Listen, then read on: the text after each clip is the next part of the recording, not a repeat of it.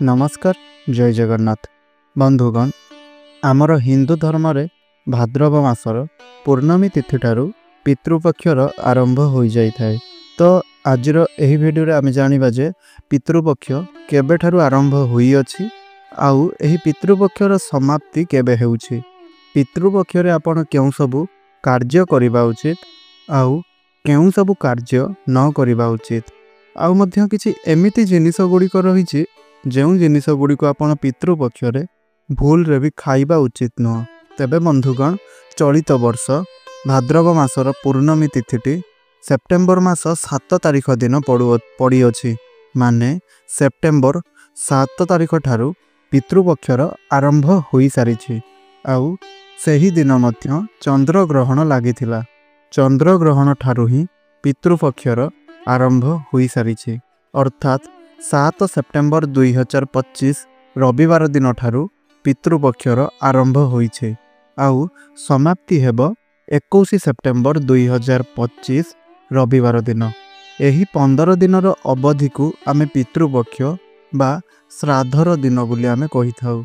आमर हिंदू धर्म अनुसार एही पितृपक्षर महत्व बहुत अधिक आम पई रही थाए। आमर पितृपुरुष माने एही 15 दिन रे पितृपुरुष माने धराधाम को आसी थांती आम मानंकु आशीर्वाद प्रदान करिबा पई। तेणु आमर परम कर्तव्य हेउछि एही 16 दिन रे सेमानंकु यथा संभव संतुष्ट कराइबा पई। तेबे जदि एही समय रे आमे सेमानंकु संतुष्ट कराई थांती ताहले सेमाने स्वर्ग लोक को जिबा समय रे आम मानंकु आशीर्वाद प्रदान करि थांती आउ पितृलोकंकर सही आशीर्वाद को नेई आमर समस्त कार्य रे सफलता प्राप्त होई थाए। आम जीवन रे सुख संपद धन वैभव सबु किछि प्राप्त होई थाए। जेउ मानंकर संतान माने नथांती सेमानंकु संतान सुख मध्य प्राप्ति होई थाए। आपण माने जानंती जे पितृपुरुष मानंकर आशीर्वाद भगवानंकर आशीर्वाद सहित समान होई थाए। जदि सेमाने आमको आशीर्वाद देई थांती ताहले आम जीवन रे केवल शुभ ही शुभ होई थाए। पण बंधुगण आपण माने जानंती कि जदि पितृपुरुष माने आम उपरे असंतुष्ट रुहंती ताहाले ताहार फल आमको भयानक भावरे भोगिबा पई पड़ी थाए।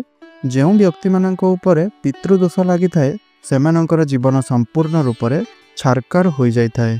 परिवारर सदस्य मानक मध्यरे मतभेद मतांतर एवं मनांतर बढ़ी जाय थाए। परिवार रे आर्थिक संकट देखा देई थाए। जानवाहन जनित स्वास्थ्यगत अनेक प्रकारर समस्या गुड़िक जीवन रे देखा देई थाए। सेही गृहटी संपूर्ण रूप रे छारखार होई जाय थाए। सेथिपई बंधु माने चेष्टा करंतु आपणकर द्वारा यथा संभव आपणकर पितृपुरुष मानंकु संतुष्ट कराइबा पई। बंधुगण एही पितृपक्ष रे किछि एमिति नियम गुड़िक रही थाए जेउ नियम गुड़िक पालन करिबा द्वारा आमर पितृपुरुष माने आम उपरे संतुष्ट होई थांती।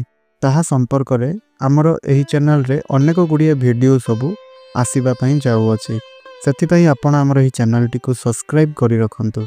आउ मध्य किछि एपरि निषेध कार्य गुड़िक रही थाए जेउ कार्य गुड़िक करिबा द्वारा आमर पितृपुरुष आम उपरे रोष्ट होई जाय थांती नाराज होई जाय थांती आउ जहार फल आमको ही भोगिबा पई पड़ी थाए। तेबे बंधुगण आजिर एही वीडियो रे मु आपनको किछि नियम गुड़िक विषय रे एवं किछि बारण गुड़िक विषय रे कहिबा पई जाउछि। जदि आपण एही पितृपक्ष रे आमर एही कथा को पालन करूछंती ताहले आपणकर ही मंगल हेबो। बंधुगण आपण माने जानंती जे पितृपुरुष माने एही पितृपक्ष रे आमर गृह को नाना प्रकारर रूप धारण करी आसी थांती आम मानंकु देखिबा पई आमको आशीर्वाद प्रदान कराइबा पई। विशेष भाव से माने काऊ कुकुर एवं गाई रूप रे आमर गृह को आसी थांती। तेणु आपण एही पितृपक्षर एही 16 दिन रे गाई कुकुर एवं काऊ मानंकु भोजन प्रदान करंतु।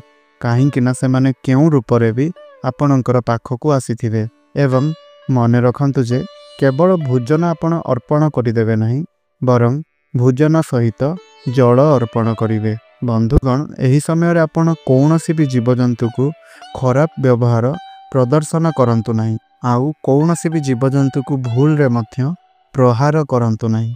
बंधुगण ଏହି ସମୟରେ ମଧ୍ୟ କେତେଗୁଡ଼ିଏ ଜିନିଷ ଏମିତି ରହିଛି ଯାହାକୁ ଖାଇବା ବାରଣ କରାଯାଇଥାଏ। ଆପଣ ଯଦି ଏହି ପିତୃପକ୍ଷରେ ଏହିସବୁ ଜିନିଷ ଗୁଡ଼ିକ ଖାଆନ୍ତି ତେବେ ଆପଣଙ୍କର ପିତୃପୁରୁଷ ଆପଣଙ୍କ ଉପରେ ଅସନ୍ତୁଷ୍ଟ ହୋଇଯାଇଥାନ୍ତି।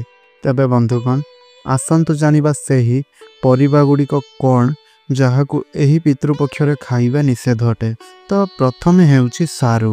ଏହି ସମୟରେ ସାରୁ ଖାଇବା ନିଷେଧ ଅଟେ। ବିଶେଷ କରି ଭୂମି ତଳେ ଯେଉଁ ସବୁ ପରିବା ଗୁଡ଼ିକ ହୋଇଥାଏ ସେହି ସବୁ ପରିବା ଗୁଡ଼ିକ ଖାଇବା ବୋଲି ବିବେଚନା କରାଯାଇଥାଏ ଯେ ସେହି ସବୁ ପରିବା ଗୁଡ଼ିକ ନିଷେଧ ଅଟେ।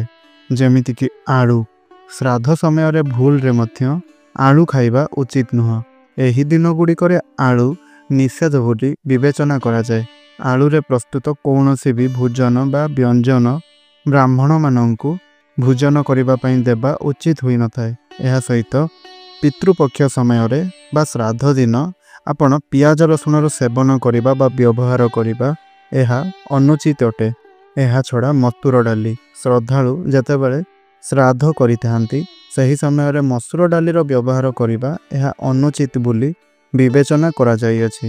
ଆପଣ ଯଦି ଶ୍ରାଦ୍ଧରେ ମସୁର ଡାଲିର ବ୍ୟବହାର କରନ୍ତି ତାହେଲେ ଆପଣ ପିତୃ ଦୋଷରେ ଭୋଗ କରିଥାନ୍ତି। ଏହାପରେ ହେଉଛି ବୁଟ ଡାଲି।